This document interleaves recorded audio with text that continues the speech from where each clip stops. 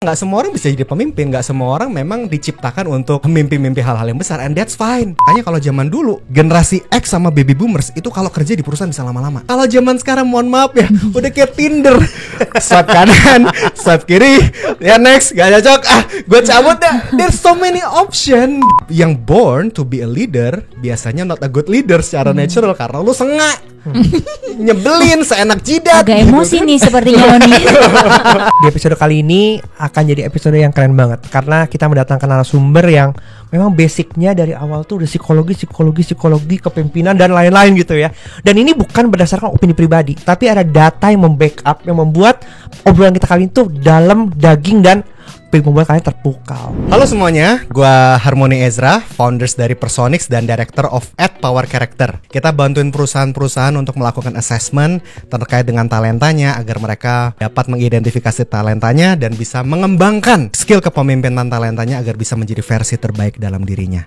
So kalau kalian mau tahu karakter seperti apa kalian, apakah bagaimana cara kalian menghandle leaders kalian dengan karakternya yang unyu-unyu, tapi ini menggunakan ilmu pengetahuan, lo wajib banget untuk nonton. Apalagi buat kalian yang penasaran banget apakah leaders itu born atau made, kita tunggu jawabannya Oni. Wajib banget nonton episode kali ini.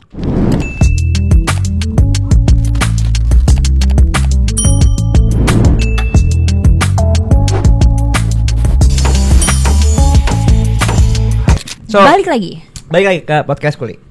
Hari ini sedikit berbeda teman-teman. Karena point of view-nya beda dari yang beda, sebelumnya. betul. Kalau biasanya kita ngomongin ceritanya founders gitu. Enggak, kalau kita sekarang ngomongin dari sisi yang paling keren. Ya itu ilmu-ilmu. Anjay. Takut banget. Karena kalau kita ngomongin experience kayaknya itu kan variatif banget ya. Betul. Tapi kali ini kita mau bawa sesuatu yang agak berbeda, yaitu di backup dengan data, hasil riset, behavior, apalagi?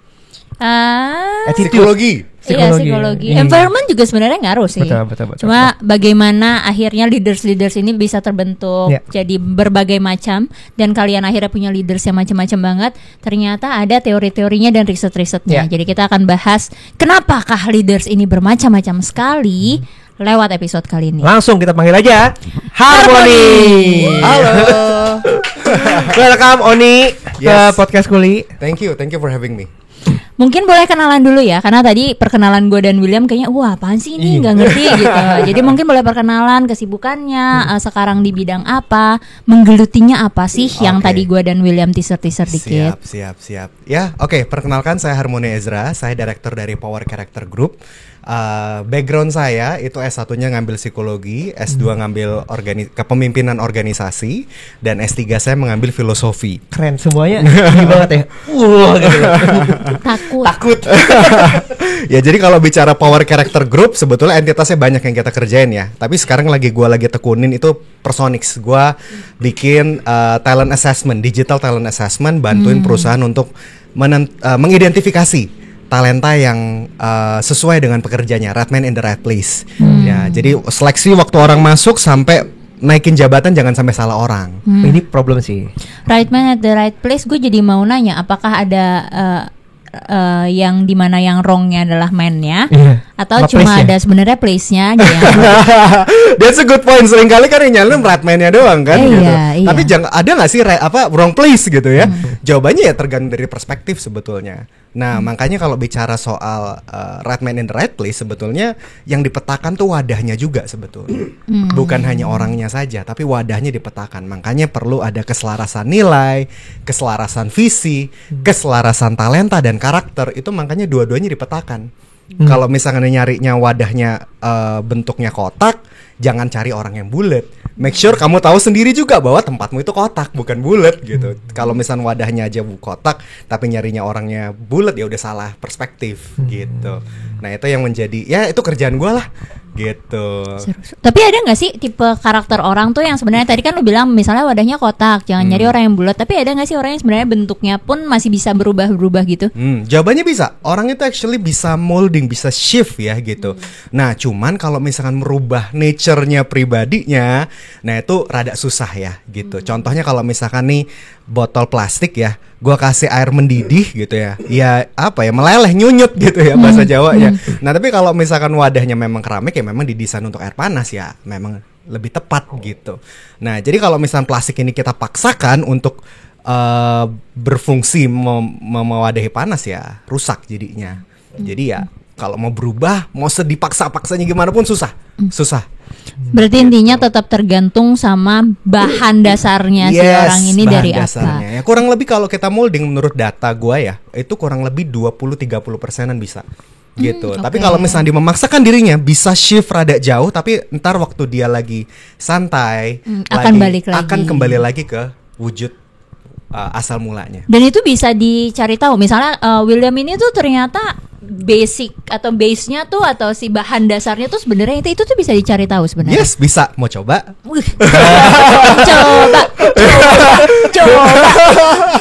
Ini seluruh teman-teman di sini kalau mau antara gua tes atau tanda tangan aja. Tanda tangan bisa? Tanda tangan bisa, grafologi. Jadi tanda tangan sama nama di bawahnya, nanti gua langsung analisa.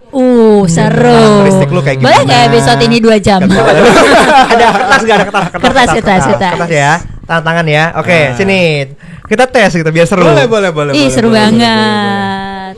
Ada pulpen nggak? Jangan spidol, kalau bisa pulpen hitam atau merah. Ada. Ya kalian ambil dulu. Hitam atau biru, jangan merah. Ambil dulu sambil kita ngobrol. Iya. Boleh. Gini sekalian sambil kita nunggu ya. Lu kan udah pasti punya banyak data ya kan tentang behavior, karakter atau mentalitas gitu setiap generasi gitu. Mungkin kita tahu bahwa namanya generasi boomers itu sangat gigih, persisten. Sedangkan sekarang kita banyak mendengar narasi-narasi kalau Gen Z itu generasi strawberry. Lembek. Tapi sebenarnya milenial juga pertama kali ngehits dulu sempat dikatain tahu kan waktu itu. Iya.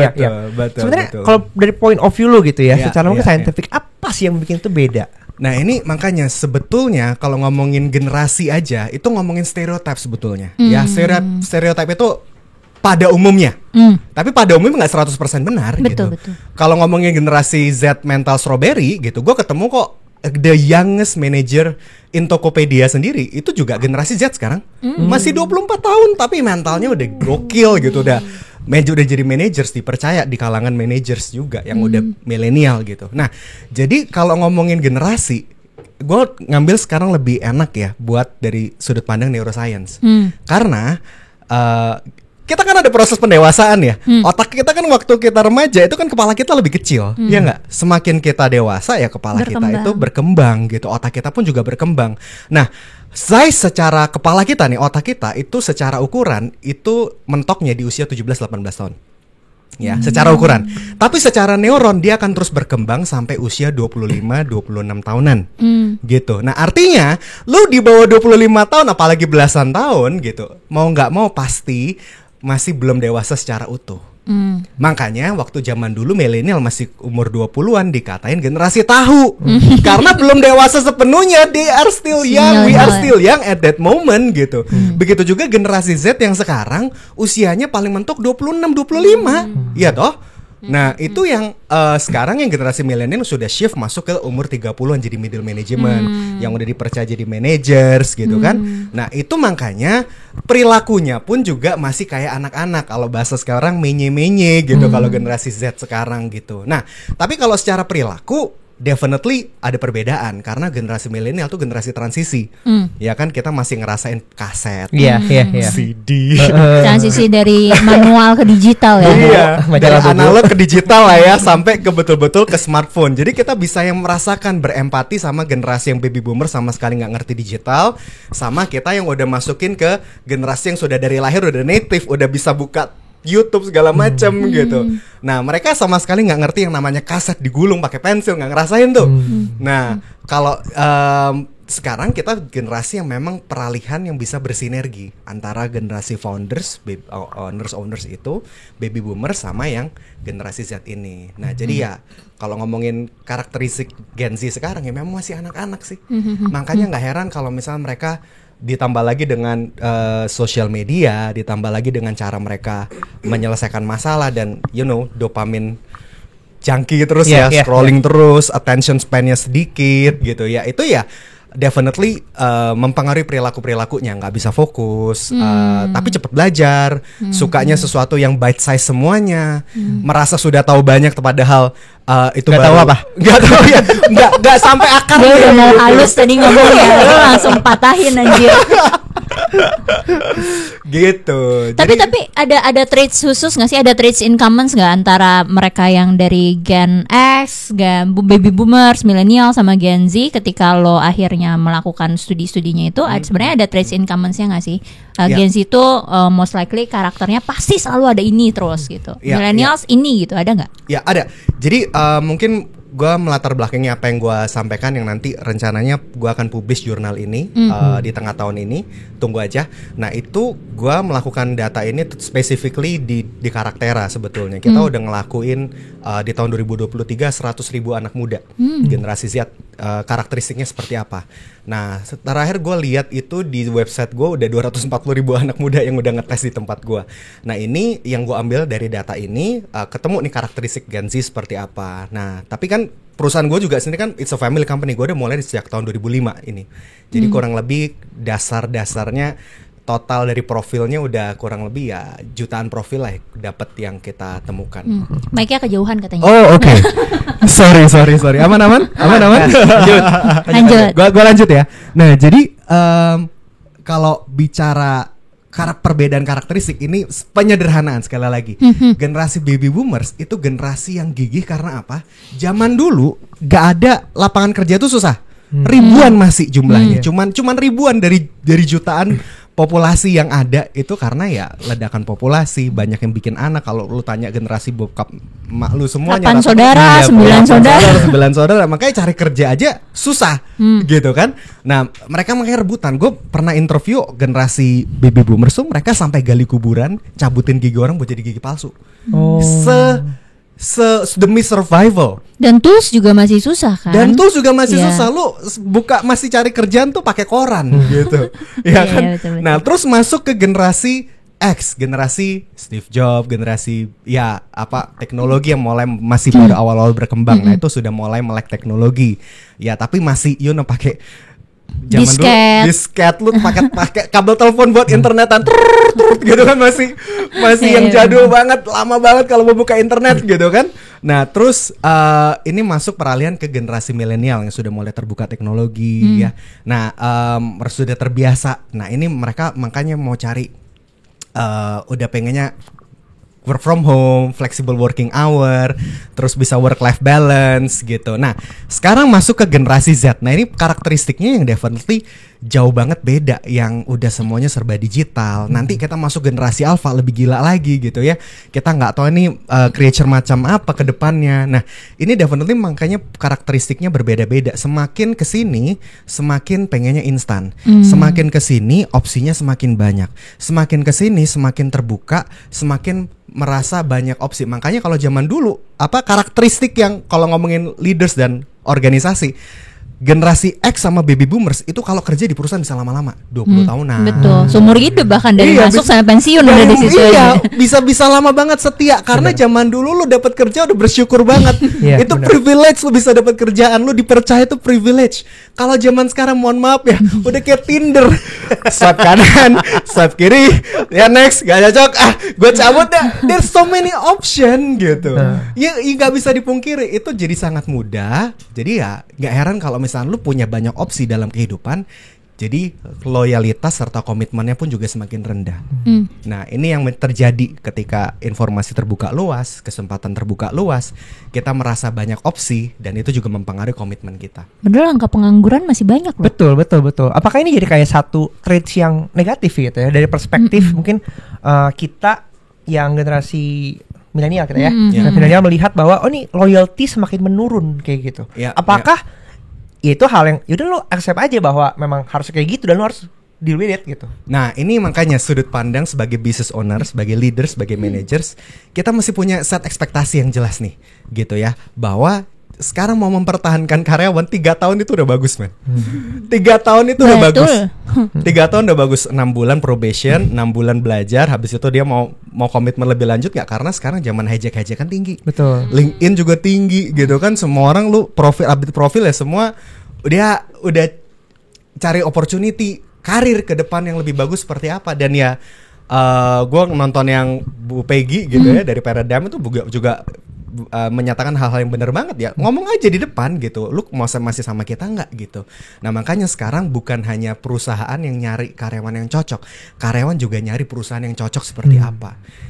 Value-nya cocok apa enggak, visinya cocok atau enggak, leadershipnya cocok atau enggak. Nah ini kalau misalkan analoginya kapal nih mau cari One Piece nih, kapal nih mau berlayar sesuai nggak dengan tujuan hidup gua gitu, ikigainya cocok nggak gitu kan, panggilan hidup gua sama tujuan sama nilai gua ini selaras nggak. Kalau memang selaras, gua mau naik kapal ini bareng-bareng, support kapal ini mencapai tujuannya.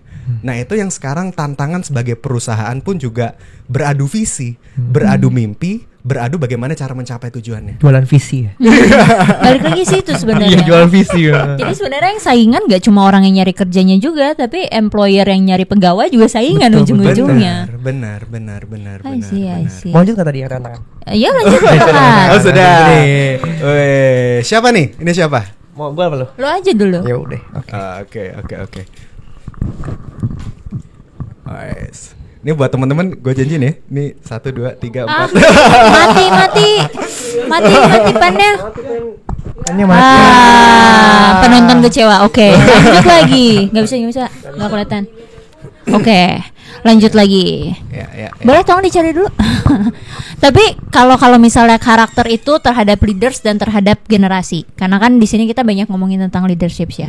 Ujung-ujungnya karakter itu terhadap generasi masing-masing. Ada nggak sih karakter tertentu ketika dia jadi leaders? Misalnya umumnya generasi millennials itu ketika jadi leaders jadinya leaders yang kayak gini. Ketika generasi Z jadi leadersnya ujung-ujungnya kayak gini gitu. Ada nggak sih atau sebenarnya beneran tergantung orang masing-masing aja? Ya itu sebetulnya sekali lagi kalau bicara generasi itu stereotip karena mereka punya stimulus atau similar event ya, kejadian-kejadian yang sama, teknologi yang berkembang pun sama. Gak usah dipikirin, tanda tangan aja. Sama nama di bawahnya bro. Nanti kalau William masih kan gue udah kurang lebih kenal ya.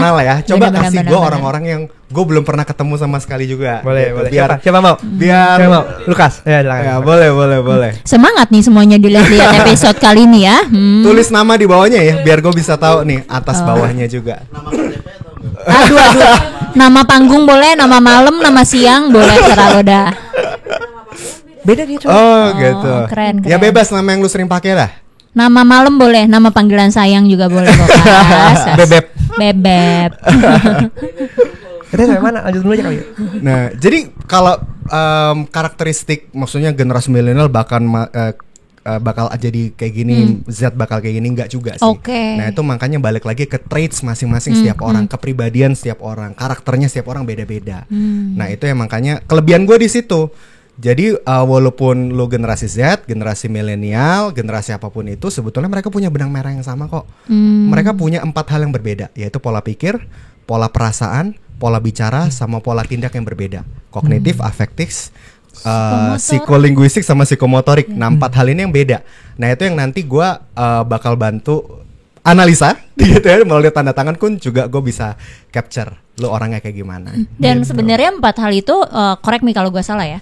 Sebenarnya 4 hal itu juga berpengaruh dari perjalanan hidupnya masing-masing orang kan, makanya bisa bikin beda tuh ujung-ujungnya walaupun lo generasi yang sama atau generasi yang beda gitu. Karena perjalanan hidup lo mempengaruhi 4 yang tadi disebutkan gitu. Iya. Nah ini definitely sangat mempengaruhi. Yang mempengaruhi 4 hal ini tuh apa aja? Yaitu 1, genetik kita.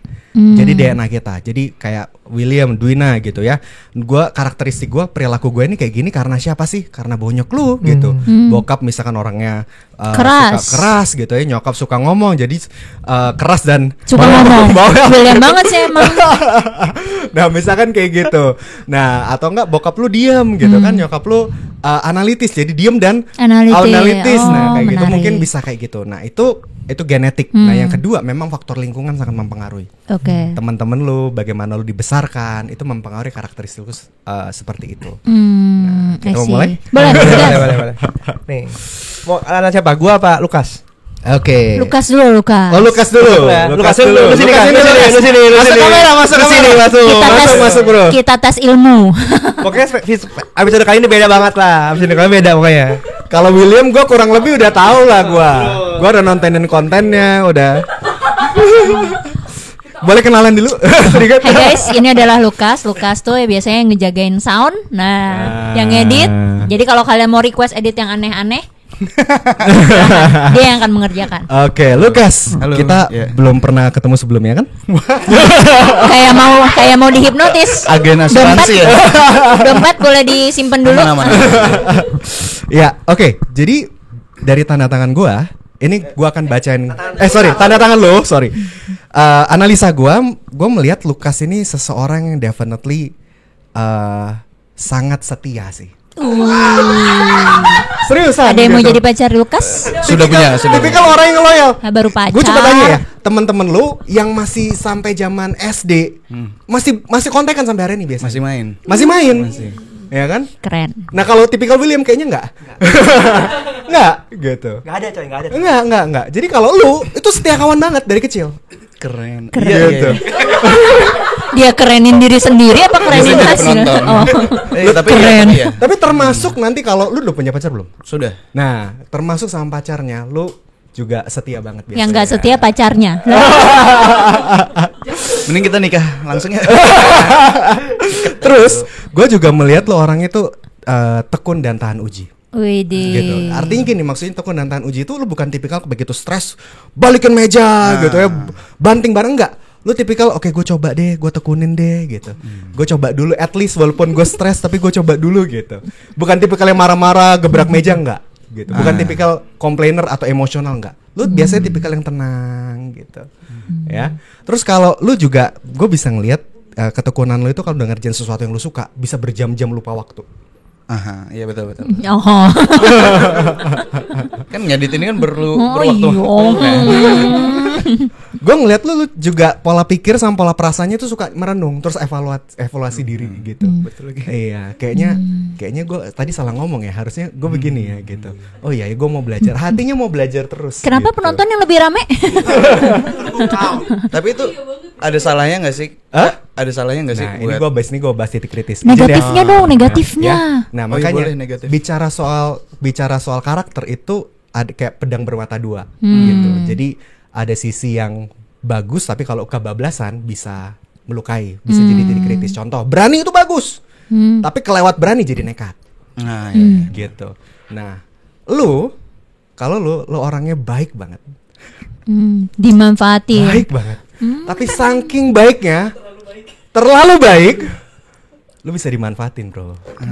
Dimanipulasi. Karena lu nggak enak aja, lu prefer kedamaian gitu daripada konflik. Ya udahlah, gue yang berkorban aja. Ini tipikal orang yang banyak pengorbanan tersembunyi yang dia lakuin. Ya udahlah, nggak apa-apa. Pacarnya masih ragu nih. Gitu. Nah, itu yang seringkali menjadi titik kritis lo. Gitu ya. Lu terlalu baik dan kadang-kadang juga ini kedua ya. Kekuatan lu tuh di sini sebetulnya, tapi lu seringkali memandang diri lu sendiri tuh di sini. Aduh. Enggak lah, gua mah. Aduh. Kok bisa sih? Kalau bener angkat jempol dong. Boleh kasih 2 jempol? Nah, ini ada ilmunya Ya, semuanya dan seru, bisa seru. dipelajari kok. Oke, Ini bisa oke. dipelajari semuanya. Gitu. Jadi sebenarnya Oni tadi udah nanya ke mamahnya Lukas. Enggak bercanda. Keren. Gitu. Oke. Tapi bener semua lagi. Ih. Iya. Gak enakan aku orangnya, gak enakan. Iya. Buat nolak kerjaan ngedit tuh gak enakan. Oh, seperti itu. Tuh karena Lukas orang yang gak enakan. Jadi guys, kalau kalian punya request mau diedit sesuatu, langsung taruh di kolom komen. Lukas edit pasti. Oke. Keren. Iya. Terima kasih Lukas. Alright. Ini William mau langsung juga nggak? Cepet aja lah ya. Cepet aja. Masih sempet nggak waktunya? Aman, Gas, gas, gas. panjang pokoknya di sini. 2 jam juga Oke, gas. Oke. Nah, kalau William definitely lo orangnya suka tantangan banget. Iya dong. Kurang menantang apa hidup gue ya nggak? William itu tipikal orang yang sangat mobile, ya. Pola psikomotoriknya itu semakin lu gerak, semakin lu keluar, ide lu semakin banyak keluar. Gitu. Nah, semakin timnya ditantang, geleng-geleng nih semakin semua. jadi, gitu. Ya, tipikal orang yang sangat cepat bosan, gitu ya. Artinya aktif banget, gitu ya. Dan kalau sudah punya mau, usaha harus, gitu. Gimana caranya, gitu. kanan kiri sampai kemana gitu. Keren, Ya, keren. Tapi kalau nggak Kuli nggak jadi tanpa dia. Nah, semangat ya kalian semua ya. Seru. Nah, itu kekuatannya William gitu ya. Nah, cuman titik kritisnya, Bro. Ini nggak apa-apa nih di depan umum, nggak Nggak apa-apa. apa-apa. Nggak apa-apa ya. Oke. Titik kritisnya ya memang sekali lagi ya, pedang bermata dua. Kadang-kadang kalau suka maksa kebablasan. Gitu. Jadi remnya rada blong nih. Jadi orang-orang kadang-kadang terseret-seret untuk ngikutin kemauan lu. Gitu. Nah, mungkin kata-kata yang sering dipakai pokoknya. Ya nggak mau tahu lah gimana lu pikirin lagi itu. Nggak, gue awal solution kok. Ya cuman maksudnya gini, gue ngelihat juga William juga cukup humble untuk oke, kayaknya gue salah nih, kayak gue mesti pikirin bantuin cari solusinya gimana. Nah selama gue ngelihat lu, seharusnya naturalnya William bisa gitu. Gitu. Makanya kalau bicara soal karakter, kita nggak bisa label lu 100% kayak gini. Yang penting kita sadar kita semua punya kelebihan, kita punya titik kritis yang kita perlu hadapi. Ya kita belajar untuk aware. Oh ya, hati-hati, gue nggak boleh kayak gitu ya. Gue mesti belajar mendampingi dulu. Gue mesti lebih sabar. Nada gue nggak boleh tinggi ya. Nah kalau Lukas, oh ya gue nggak boleh terlalu baper ya. Gue mesti nggak, nih gue overthinking nih kayaknya nih. Nah gitu. Gue mesti coba ngomong lah kenapa gue sungkan sih gitu. Nah yang penting aware, being self aware itu penting banget. Apalagi in leadership ya, bagaimana kita bersinergi. Aku mau, tapi nanti kita ngobrol dulu. Cepat kan? Cepat ya. Mantap. Seru. Keren. Menurut gua poin-poin yang bagus ya, karena ya memang dengan bisa melihat traits itu kita paham sebagai leader apa kelebihan kita dan apa kekurangan kita gitu. Kita bisa finding balance lah kayak gitu. Karena nggak ada leader yang sempurna gitu. Betul banget. Tapi kan tadi lu sempat nyebutin masalah yang penting harus aware nih sama kelebihan masing-masing apa, titik kritisnya tadi di mana. Gue ada pertanyaan dua. Satu adalah gimana sih caranya kita bisa aware? Karena kan kadang manusia beda-beda ya. Kalau tipe yang kayak Lukas karena terlalu baik ya, jadi mesti gak akan aware sama kayaknya gue udah terlalu baik deh gitu. Itu kan lama banget prosesnya. William misalnya terlalu ambitious banget gitu. Jadi kan suka jarang banget untuk bisa aware sama gua kayaknya sudah terlalu ambisius nih, kasihan orang sudah terseret-seret gitu, kecuali ada yang nabok. Tapi kan itu faktor eksternal. Ada nggak sih dari internalnya yang bisa dilakukan gitu? Khususnya sebagai leaders kan, karena kan dia harus self awarenessnya lumayan tinggi kan. Betul. Bagaimanapun dia harus nge-lead tim, self awareness harus tinggi, awareness terhadap tim juga harus tinggi. Tapi kan menurut gua sih paling tidak yang harus lebih penting dulu adalah self awarenessnya dulu gitu sebagai leaders. Ada nggak cara internal yang bisa dilakukan? Oke. Yang paling penting mohon promosi sedikit boleh? Boleh dong. Langsung aja datang ke powercharacter.com atau ke fotokarakter.com. Di situ bisa ngelakuin tes. Jadi penting banget untuk teman-teman ngelakuin tes. Nggak cuman kita yang sebenarnya ngelakuin tes. Lu coba banyak layanan tes psikologi. Betul. Yang lain juga lu bisa coba. Tapi being self aware itu penting banget. Itu PR yang mesti kita lakukan ke diri kita sendiri dulu. Kalau kita mau ngelola orang lain, pemimpin nggak ngelola orang lain. Kita ngelola diri sendiri aja belum bener. Nah kalau ngelola diri sendiri caranya gimana? You need to know your strength. Teman-teman mesti tahu kelebihan lu apa, kekuatan lu apa, titik kritis lu apa, dan lu work best ketika lu dalam kondisi apa, dan bagaimana lu mengelola stres lu mulai stres tertekan, reaksi lu juga seperti apa. Nah bagaimana lu bisa muncul, karena ada yang bisa senggol bacok begitu tertekan. Nah tapi ada yang tipikal yang langsung izin ke toilet tapi nggak balik-balik gitu.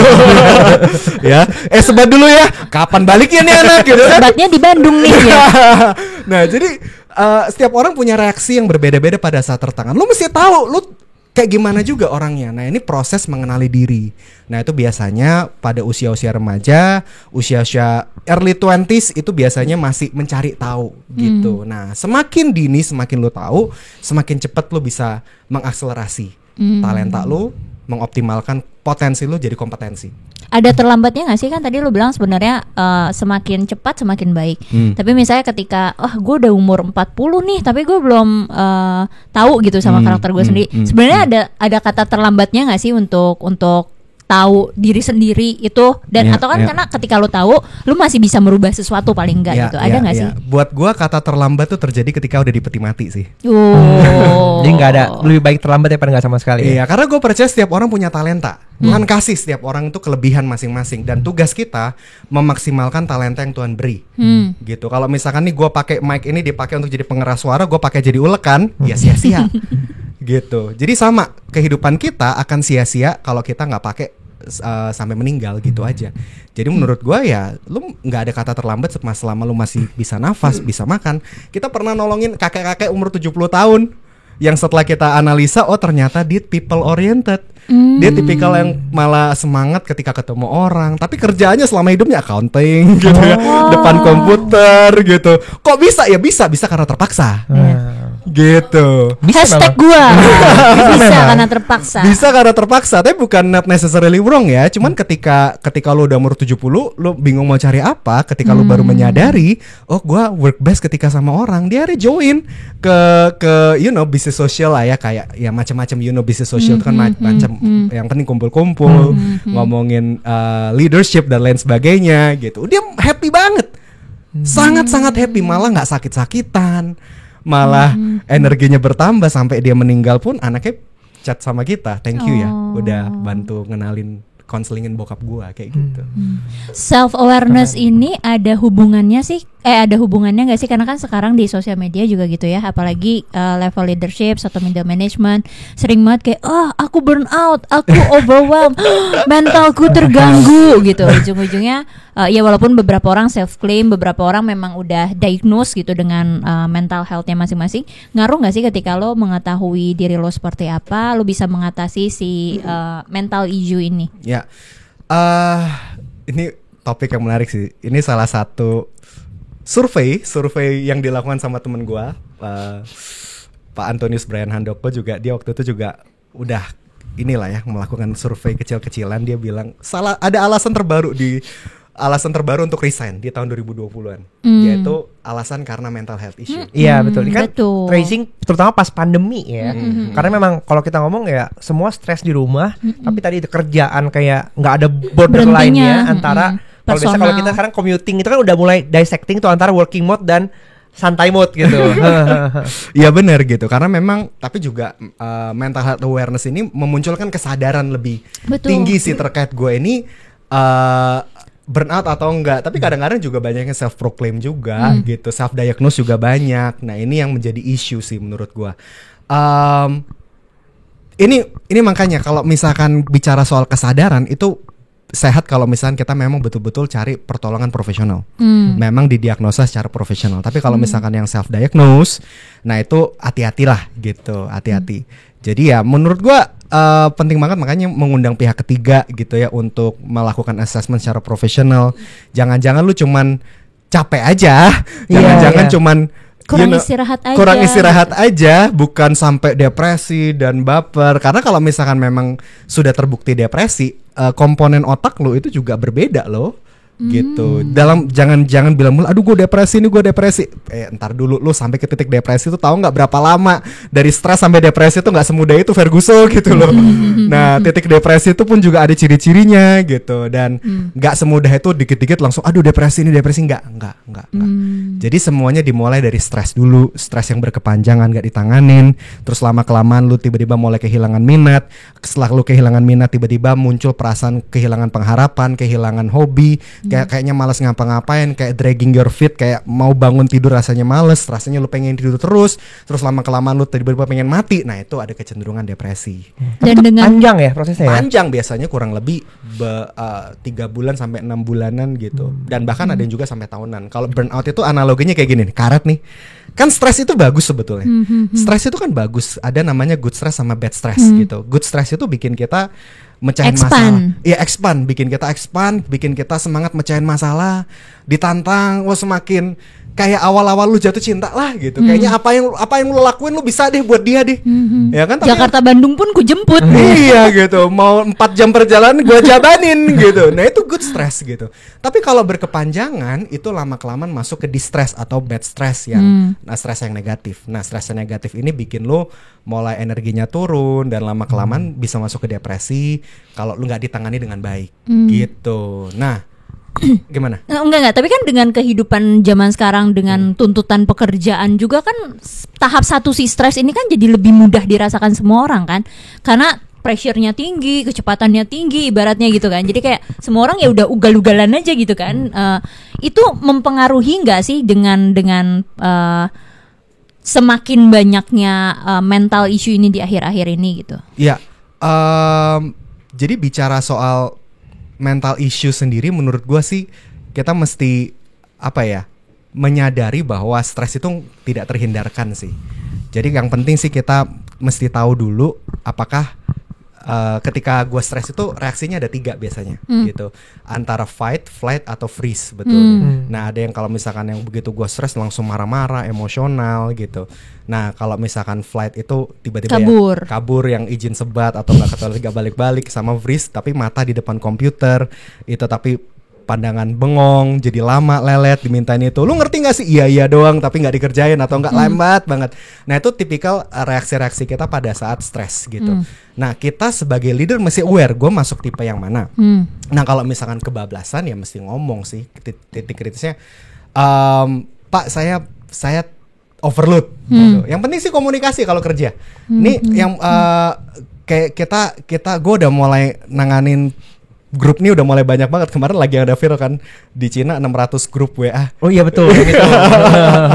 Nah kalau kita yang penting komunikasi. Yang penting lu udah tahu nih karet gue udah tegang dan kalau udah mau putus, kalau udah putus kan udah susah banget recovernya kan gitu.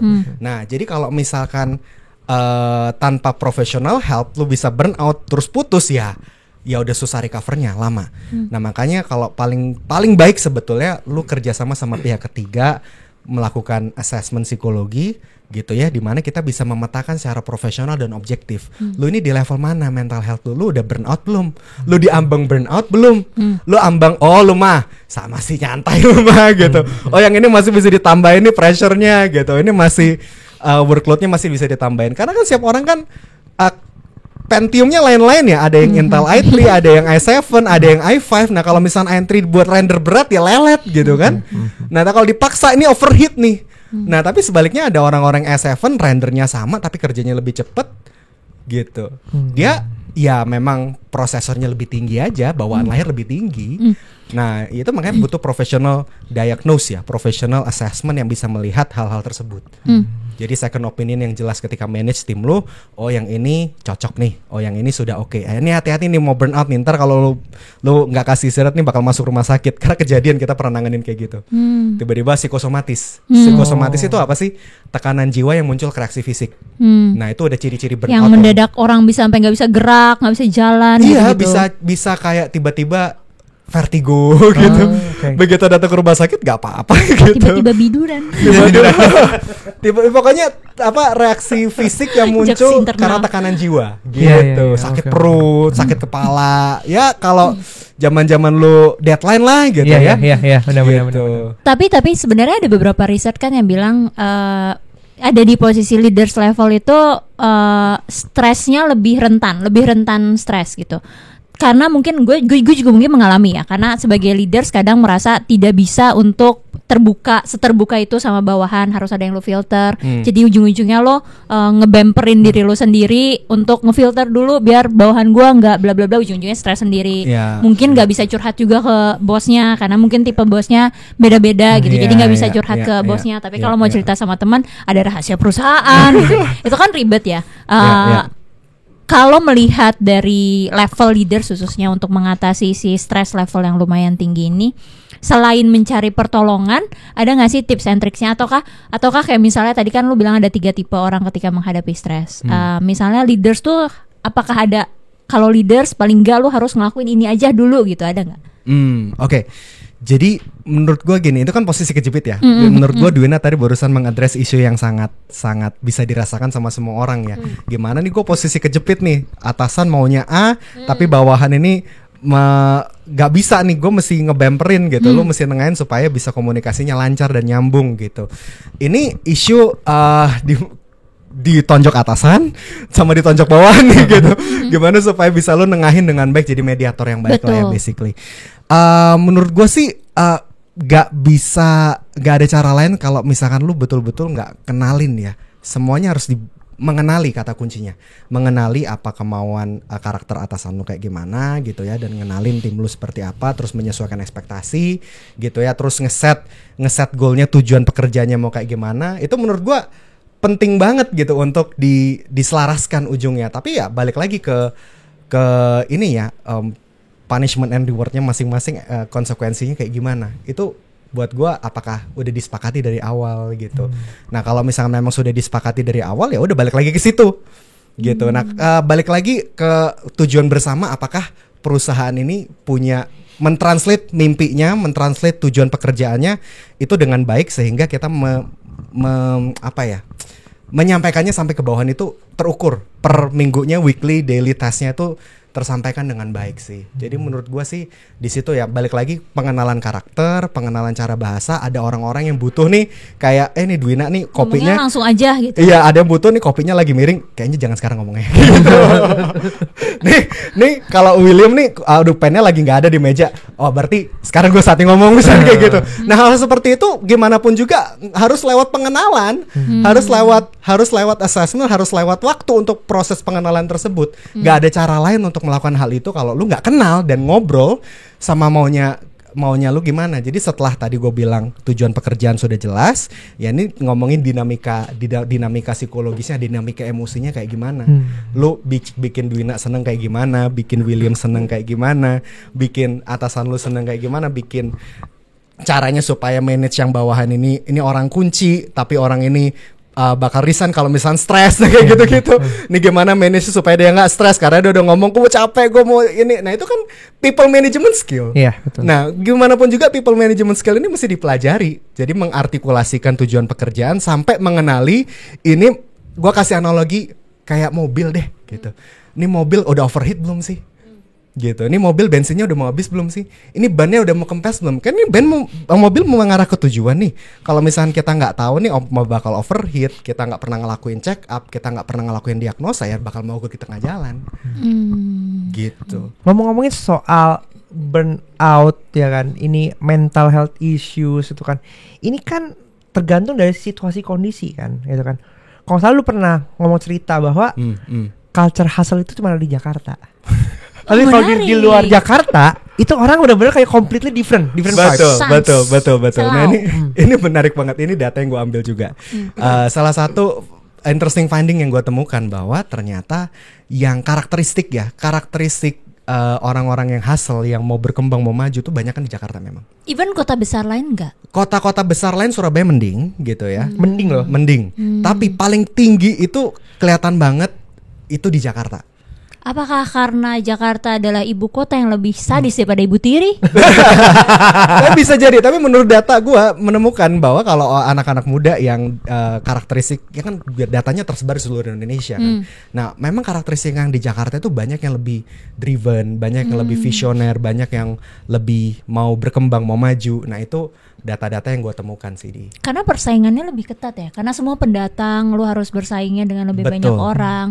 Secara environmentnya juga banyak perusahaan-perusahaan yang besar-besar gitu, atau yang sudah ternama berkumpulnya di sini semua. Gitu. Ya, definitely itu yang perputaran uang juga 80% kan di Jakarta juga kan. Makanya banyak orang daerah pun yang mau maju, mau berkembang biasanya gue mau pindah ke Jakarta, atau enggak gue mau merantau ke Jakarta. Biasanya yang merantau ke Jakarta ya orang-orang yang mau berkembang dan maju. Dan yang sih. merantau ujung-ujungnya surviving skill-nya kan lebih getol-getolan gitu loh dibandingkan di hometown sendiri. Secara karakteristik juga terbukti orang-orang yang perantau juga kayak no turning back nih. Kalau misalkan gue nggak berhasil di Jakarta, gue bakal miskin balik lagi ke kota. Ya itu yang banyak orang-orang yang biasanya karakteristiknya lebih kuat lah ya. Perantauan itu biasanya seperti itu. Tapi apakah artinya untuk orang-orang yang tidak strongly driven kayak begitu mereka nggak usah ke Jakarta? Nggak usah ke Jakarta. Karena penuhin kota jadinya. Well, balik lagi pilihan ya. Ini data yang gue dapatkan seperti itu. Tapi kalau misalkan kita mengkira-kira kurang lebih bisa seperti itu. Jadi ya orang-orang yang biasanya mau ya yang penting gue cukup lah, UMR juga cukup gitu. Yang penting gue bisa makan, yang penting gue bisa menjalani kehidupan, ya mudah bersyukur gitu, mudah puas dan tidak salah. Nggak semua orang. Betul, setuju. Iya, nggak semua orang bisa jadi pemimpin. Nggak semua orang memang diciptakan untuk mengejar mimpi-mimpi hal-hal yang besar, and that's fine. That's fine gitu. Ya tapi memang kalau mau yang berkembang cepat banyak, nggak tahu kenapa karakterisnya di Jakarta semua memang begitu sih. Gitu. Gue jadi inget dulu tuh Richie pernah ngasih ke gue harus ngisi satu tes karakter gitu. Cuma gue nggak sempet ngisi karena waktu itu Richie ngasihnya pas sibuk. Tapi karena kayaknya kalau nggak salah bareng lo deh, bareng power karakter ya. Kalau nggak salah kalian bikin riset sebenarnya leaders tuh ada traits tertentu nggak sih yang kebaca di beberapa hasilnya gitu. Ada mau dong ada di share nggak hasilnya? Gue waktu daftar Founders Institute juga ngisi gitu kan, kan dibacain tuh. Lo menemukan sesuatu nggak sebenarnya? Ada nggak sih karakter tertentu? Karena tadi lu sendiri bilang tidak semua orang bisa jadi pemimpin gitu. Ada nggak traits tertentu tuh yang sebenarnya kalau ada traits ini tuh most likely dia akan menjadi good leaders gitu? Iya. Nah ini gua juga pengen mengquote apa yang disampaikan Nadim gitu. Nadim kan juga bilang nggak semua orang bisa jadi founders. Betul. Ada namanya DNA entrepreneur. Nah ini penelitian gua namanya leadership matrix gitu ya. Bagaimana memang matrix seorang pemimpin itu harus ada 1, 2, 3, 4, 5, 6, 7, 8. Nah itu gua melakukan gue jadi ngelakuin assessment sama 50 founders terkenal gitu ya. Tapi nggak bisa didisclose namanya. Tapi ya yang logonya warna hijau, warna merah, yang warna biru. Ya, kita lagi ngomongin logo, gitu ya. Logo bisnis apa partai? Di partai pun juga ada gitu. Bahaya banget ngomongin gitu warna. Ya pokoknya intinya gue nggak bisa sebutin lembaganya apa, orangnya pun siapa. Cuman dari orang-orang yang top-top itu gue berhasil dapetin datanya. Pemimpin-pemimpin besar itu gue berhasil dapetin datanya. Gue menemukan benang merah. Buka. Nah dari benang merah ini ada kriteria-kriterianya. Tapi mungkin gue sampaikan secara cerita aja lah. Boleh. Gitu. Yang pasti nih pemimpin tuh yang leader secara natural itu tipikal yang pemberontak sih. Gitu. Rebel. Biasanya di sekolah malah nggak bagus-bagus amat dia. Kenapa ya? IP-nya itu bukan tipikal yang cum laude, bukan. Ya paling ya angka 3, 2,9 kayak gitu-gitu. Angka-angkanya kurang lebih segituan, 2,7, 2,8, 2,9, 3,1 gitu ya. Nah tapi kalau yang pinter-pinter yang ngikutin aturan itu justru biasanya jadi good managers gitu ya, general managers, orang kepercayaan gitu. Nah tapi kalau founders yang bagus justru kadang-kadang ada traits kayak drivennya, bahkan ada nekatnya, ada nggak mau kalahnya gitu. Nah terus dia tipikal orang yang kreatif sih biasanya. Kalau ini nggak works, gue coba yang ini, gue coba yang ini, gue coba yang ini, gitu. Nah, traits yang lain juga dia biasanya cenderung heartless, gitu. Cenderung memang kurang empathetik. Lu heartless gak? Gitu. Nah, ya. Menarik. Kenapa heartless? Nah, ini makanya traits orang yang tegas, traits orang yang kayak Steve Jobs contohnya, ya gitu. Nah, orang-orang kayak gitu, dia berani melakukan mencapai goalnya dengan cara apapun, termasuk mecat orang tanpa ngelihat kondisinya seperti apa, ya termasuk menegur di depan umum gitu ya. Pokoknya apapun harus capai goalnya. Nah itu heartless banget kan. Nah kalau pemimpin yang punya empati tinggi, mohon maaf, terlalu lembut. Jadi kontrarian coy dengan ya itu kan pemimpin harus punya empati. Tapi kalau lu mau menjadi pemimpin yang bagus juga harus heartless. Nah makanya artinya apa? Secara DNA, secara natural itu tuh dia bisa heartless memang, tegas banget. Tapi menyadari titik kritisnya, menyadari bahwa dalam mencapai tujuan harus ada kesabaran, menyadari bahwa kalau memelihara mencapai tujuan harus punya tim supaya bisa scale, supaya bisa sustainable, nggak bisa instan. Proses kesadaran tersebut itu membuat dia jadi punya empati. Jadi diinstal. Jadi bukan secara nature gitu. Cuman ya sekali lagi ini data yang gue ambil dari top leaders itu memang secara garis besar mereka tipikal yang nekat semua, heartless bahkan, tipikal yang rebellious, tipikal yang berani, suka nyoba hal baru gitu, yang nggak bisa diatur, diperintah-perintah gitu. Nah tapi ya setelah perjalanan hidup dan waktu dia mulai belajar, gue nggak boleh gitu ya, gue mesti belajar untuk lebih sabar, dan ketemu cara tepat untuk menyampaikan ke heartlessannya itu. Mungkin bagus buat tadi dia bilang kalau buat mencat orang gitu, tapi ketika dia akhirnya udah belajar, oke, gue heartless mungkin mencat orang sebelumnya, tapi paling nggak sekarang gue belajar gimana cara menyampaikannya gitu. Tapi paling nggak tipe yang ditahan-tahan, kamu bisa kok, tahan dulu gitu kayak. Ya sih menarik. Iya. Nah biasanya orang-orang kayak gini itu juga ada partner yang di sebelahnya yang bisa bemperin gitu, ngejagain supaya timnya sustain. Nah, kita juga pernah nanganin klien yang timnya cuma 12 orang doang. Gue berani gaji 4 kali lipat lebih besar daripada pasaran. Tapi ya gitu, kayak turnovernya gila tinggi banget. Semuanya ganti, tapi cuma satu orang yang stay gitu. Bertahan doang gitu. mungkin dia terpaksa. Terkunci mungkin ya. Iya sih. Menarik. Itu balik lagi menarik. ke tipe kepemimpinannya masing-masing sih. Mau kita pakai yang seperti apa. Di era yang sekarang, dimana tadi kita ngomong jadi leader itu kan susah banget ya. Perlu traits tertentu kayak gitu. Mungkin gak sih peran leadership ini digantikan oleh teknologi? Nah, peran leader sendiri itu ada elemen trust, ya. Nah ini penting banget. Trustnya tuh dari atas ke bawah apa bawah ke atas? Ini nih makanya ini mungkin udah di penghujung acara juga. Penghujung acara. Jadi menurut gua ini tips yang bagus banget ngomongin soal leadership. Tips leadership yang lintas generasi, lintas waktu. Secara psikologi ini benang merahnya selalu ada. Ya, manusia tuh punya 3 kebutuhan jiwa: dikasihi, dihargai, dan dipercaya. Gue ulangi, dikasihi, dihargai, dan dipercaya. Dan gimana pun juga mau pemimpin model apapun, ketika dia nggak bisa menciptakan 3 perasaan itu, dia gagal menjadi pemimpin. Nah itu pentingnya. Apa kalau misalnya balik lagi ke pertanyaan apakah bisa digantikan sama AI? Menurut gue, apakah AI bisa menciptakan perasaan dipercaya? Apakah AI bisa menciptakan perasaan dikasihi? Apakah AI bisa menciptakan perasaan penghargaan tersebut? Kayaknya walaupun bisa, tapi ini mesin. Gitu kan. Feel-nya beda ya. Feel-nya Human beda. connection-nya nggak ada. Human connection-nya nggak dapet gitu. Makanya menurut gua masih nggak bisa sih. Masih nggak bisa. Walaupun ya banyak orang-orang yang ada lah ya di Jepang atau di mana yang nikah sama robot, nikah Bahkan sama. kalau gua nggak salah ada satu perusahaan yang nyoba CEO-nya pakai robot. Iya betul. Betul. Tapi ya mau sampai sejauh mana? Bahkan ada yang bermimpi terlalu jauh gitu. Presidennya pakai AI. Gitu ya, apakah possible gitu kan? Well, gue Possible yakin mah akan tetap possible, cuma hasilnya seperti apa? Betul.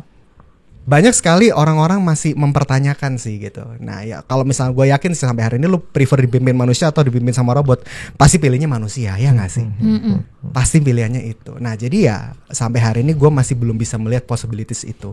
AI membantu banget untuk kita mempercepat proses kerja. Ya, mengkat redundant activities. Tapi kalau misalkan soal emotional connection, makanya nih people skills itu sangat dibutuhkan. Itu nggak akan pernah tergantikan. Oke. Terakhir dari gua, abis itu gua mau tanda tangan juga. Oh iya. Terakhir dari gua, karena banyak ya beredar di quotes di internet gitu. Born to be a leader. Menurut lo terakhir, leaders itu born apa made? Nah, menarik. Jawabannya Kenapa hulu? Bisa-bisanya habis titiknya. Jawabannya adalah keduanya.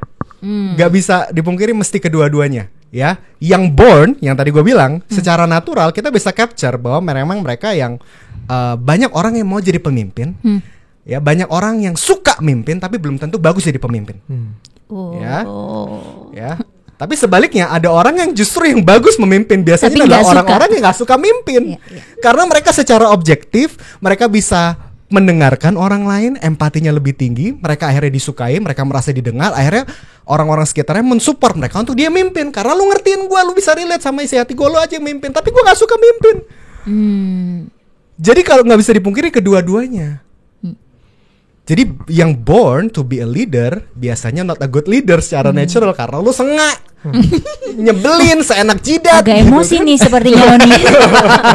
Loh, tapi bener kan, gitu kan? Iya. Mereka biasanya pemimpin yang menyebalkan karena komunikasinya jelek, karena kurang empati. Tapi orang-orang yang tersebut ketika belajar, oh iya ya, gue mesti lebih sabar, lebih punya empati. Dia bisa jadi pemimpin yang baik, belajar akhirnya. Sebaliknya orang-orang yang made to be a leader dikelilingi oleh orang-orang yang positif, mau driven, punya empati, akhirnya dia jadi pemimpin yang baik. Jadi kedua-duanya, born and made, both are needed. Cakep. Keren. Terjawab gak tadi yang? Ya, kita ngeliat bahwa ternyata gini, mau seberapapun teknologi berkembang pesat gitu ya, leadership itu adalah hal yang tidak bisa dibuat-buat. Itu semua harus melalui proses natural dan itulah kehebatannya Tuhan yang menciptakan manusia gitu ya. Dan itu juga kehebatan kenapa podcast Kuli ini akan selalu didengar. Bener nggak ya kan? Karena topik ini nggak akan pernah berhenti gitu dan loh. nggak akan pernah habis bahasannya. Nggak akan pernah habis bahasannya. Karena Masuk nggak jualan Oni gua? as a leaders, William as a leaders, Juna as a leaders akan muncul yang beda-beda walaupun mungkin kita ada satu trait atau karakter yang sama gitu ya. Tapi ujung-ujungnya story-nya akan beda, caranya akan beda, pendekatannya akan beda, dibencinya akan beda Iya, gitu. kan beda. Ya, kayak oke, gitu. oke. Seru. Nice. Thank you banget Oni. Seru banget pembicaraan kali ini. Kalau misalnya ini kayak sebenarnya masih pengen banyak ngulik ya. Ya, nanti lu tantangannya. Kayak masih banyak banget yang pengen kita kulik ya. Tapi waktu terbatas. Tapi seru banget. Dan banyak riset Oni juga sebenarnya yang belum kebahas juga di sini. Jadi kalau kalian pengen Oni datang untuk yang kedua kalinya, kalian bisa tulis komen di bawah. Atau bahasannya apa? Bahasannya apa? Terkait karakternya kah, ataukah leader sesuatunya kah, atau mau curhat kelakuan leadersnya atau kelakuan atau audiens kalian? mau dianalisa? Nah. Boleh juga. Kenapa enggak? Bisa cari Oni atau kirim tanda tangan. Habis itu disalahgunakan namanya. Buat pinjol ya? Iya. Sama berarti kirim tanda tangan sama KTP, oke guys. Oke, kalau gitu jangan lupa di like video ini dan juga share ke teman-teman kalian ya, karena menurut gua obrolan kita kali ini keren banget sih. Dan beda Beda kali banget point of ini. view-nya. Oke, thank you Oni. Terima buat kasih Oni waktunya. sudah datang. Sampai jumpa di video selanjutnya. Bye.